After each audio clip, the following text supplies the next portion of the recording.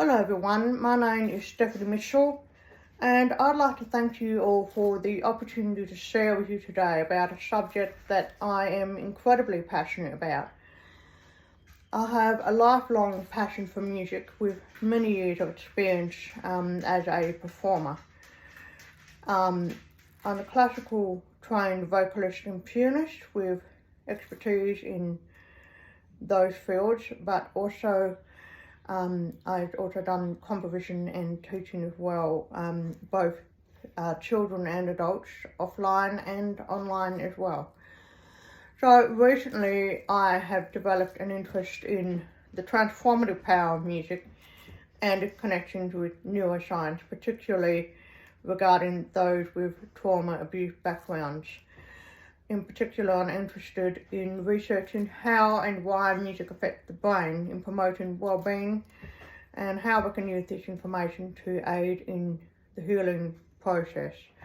I'm also interested in how we can use neuroscience to help with music education and helping people to learn the music more effectively. So today I'd like to share some strategies to help develop good musical habits for all students, including those with who have experienced backgrounds, but trauma backgrounds, but these strategies will work for anybody. But first, let's define the definition of educational neuroscience or neuroeducation. No, it does not mean teachers performing brain surgery. In essence, educational neuroscience is the study of how students learn from a neurological perspective rather than a psychological one, although the two are closely linked. The neuroeducators study brain science and brain-friendly strategies and incorporate these findings into various settings, including schools, businesses, and many others. And with evolving research in the field, neuroeducation can create a brain-friendly environment to enhance learning for their students. The first step for musicians and educators alike in creating a conducive learning environment is to establish a comfortable, safe space for learning, which can be achieved by checking such factors as lighting, temperature, and noise. Research has shown that stress can impact learning and memory retention.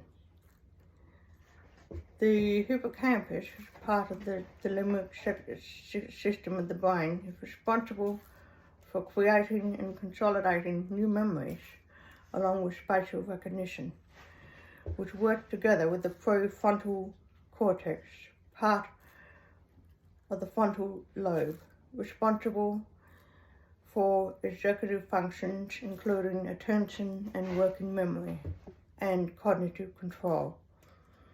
Therefore, a calming learning environment enhances the prefrontal cortex's ability to maintain attention and focus, allowing students to engage in deep learning. The amygdala, associated with emotional regulation, also has implications for learning and memory. In a calming learning environment, the activation of it with stress and negative stimuli is reduced. And heightened emotional states can interfere with cognitive processes, including memory encoding and retrieval. For creating a calm, supportive environment, we also need to realise that the brain is a social organ and thrives on social interactions. Well, these interactions form the neural pathways needed to promote memory retention and create neuroplasticity, in other words, the ability for the brain to change. This in turn creates positive emotions rather than negative ones. And because the students feel good about themselves, they will learn the material more easily. This positive emotional development promotes well-being and cognitive functions. However, students feeling about themselves will make or break the learning experience. For those students who have not experienced positive role models or have trauma backgrounds, learning can be a challenge. Such students can struggle with attention issues, challenging behaviours and memory problems. Still, we can make a difference in our student life by fostering good working relationship with our students and encouraging interaction with students as part of learning process. Therefore, we must provide a safe environment for students by building up the students' self-esteem and creating a distraction-free environment that is uncluttered. Students often arrive at lessons stressed and overwhelmed, and some have experienced other issues that make memory retention difficult. So a second thing that we need to consider when providing holistic music education begins during the warm-up process. Music educators and musicians, we understand the importance of warming up our instruments. Also, we start lessons with warm-ups and provide the opportunity to warm up the body and the brain alongside the instruments. This will enhance learning. It can be achieved by incorporating mindfulness and exercise into the standard warm-up routines, which students can then reproduce during their home practicing, enabling them to set themselves up for musical success, which will last a lifetime and also enhance other areas of their life. So the three common aspects of mindfulness involve deep breathing, focusing on the breath in particular, and doing this will enable us to focus on the present moment. Also, the relaxation of our body and our thoughts. By incorporating mindfulness practices into the warm-ups, the level of cortisol, or the stress hormone, is decreased, and the prefrontal lobe is reduced. And this will reduce stress levels and prepare the brain for learning. Concentration is vital for enabling students to learn and develop the neuro pathways effectively. There are several strategies that we can use to promote good learning habits. But first, let's describe the types of memories required for the learning process. So, sensory memory, which stores the information for around 30 seconds from our senses. Short-term memory, where the information is stored temporarily until committed to long-term memory. And then the long-term memory, which is like the large storage warehouse where vital information is stored. Working together with these types of memory, there's the four processes of memory development. First, the information received must be encoded by the neurons of the brain, of which there are millions, and then consolidated into short-term or working memory, after which it is stored in the long-term memory. And when needed, the information is retrieved from the long-term or short-term memory. But typically, a person can remember between 4 and 7 items in short-term memory. After 3 repetitions, it is stored for approximately 30 minutes, and after several more repetitions, it is stored for around 6 hours in the short-term memory. After repeating an action for several days, it should be committed to the long-term memory. So the challenge of educators and musicians is structuring the lessons or the practice sessions so that students can effectively achieve what is taught into the long-term memory.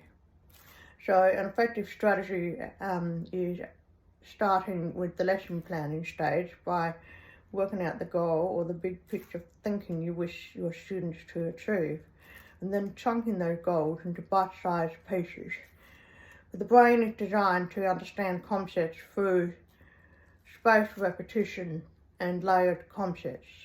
So the small chunks of information should be used throughout the lesson, gradually building upon each other to achieve your goal, and repeating previous ideas regularly to promote long-term memory storage. Encouraging students to repeat what is learned in the lesson during practice is crucial for long-term memory.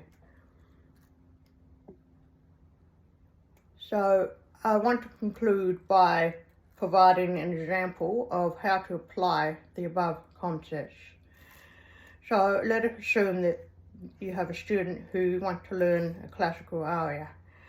So before the lesson, the teacher will prepare the studio and create a calming atmosphere, soft lighting, clutter-free environment, and all that sort of stuff. Warm up the student with mindful techniques such as focusing on the breath and deep breathing, moving to relaxation of the body and also vocally as well. After continuing with the standard warm-ups that you might do in a lesson, incorporating some techniques from the aria and breath support, the teacher will then begin by providing a big picture perspective of the aria.